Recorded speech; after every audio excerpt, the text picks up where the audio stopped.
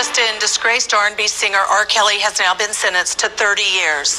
Last year, a federal jury found Kelly guilty of racketeering and sex trafficking charges. The trial and public outcry was fueled in part by the widely watched docuseries Surviving R. Kelly. The 55-year-old has been in jail since 2019, and he also still faces child pornography and obstruction of justice charges in Chicago. Joining me now on set, we have, I think outside of... Alright, so today I just want to make a video talking about the R. Kelly sentencing as well as the sentencing for Ghislaine Maxwell. So Ghislaine Maxwell was sentenced to 20 years in prison, and she was sentenced to 20 years in prison based on similar charges to R. Kelly. So,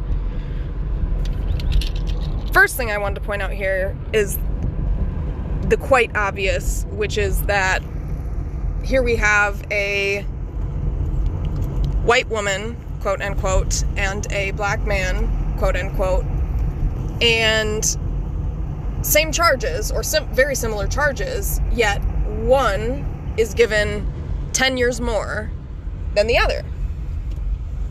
Now, I don't know the details. I do know the details. I also know he has, child pornography charges and things like that, so that could increase his sentencing.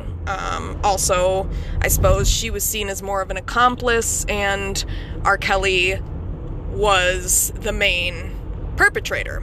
However, some would argue that because Ghislaine Maxwell perpetrated against those girls just as much as Jeffrey Epstein, and on top of it, she kind of groomed them more so than Jeffrey Epstein did. So essentially, that can be debatable, because she was the one that lured them in. So essentially, without her, so she kind of was the mastermind behind all of it. So basically what I want to point out here is I'm just noticing this pattern that these crimes, some of these horrendous crimes committed by so-called white individuals it seems like 20 years is like the special number lately. I mean, look at Derek Chauvin, 20 years, 22 years. Ghislaine Maxwell, 22 years. I mean, these people did horrendous things to multiple people, actually. So did R. Kelly. So that's not to say that he did not also do horrendous things to multiple people. I just am wondering what the difference is. And on top of it, a little bit perplexed at the fact that Ghislaine Maxwell's, what am I trying to say?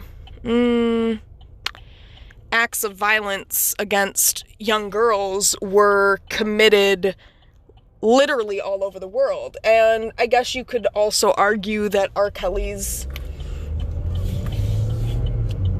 grooming and abuse took place lots of different places, mostly in the US, though, I will say. So, again, that's still sex trafficking.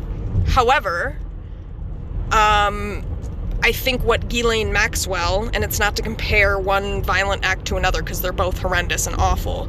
However, what I'm saying is, I just find the difference interesting because in the grand scheme of things, really, Ghislaine Maxwell did,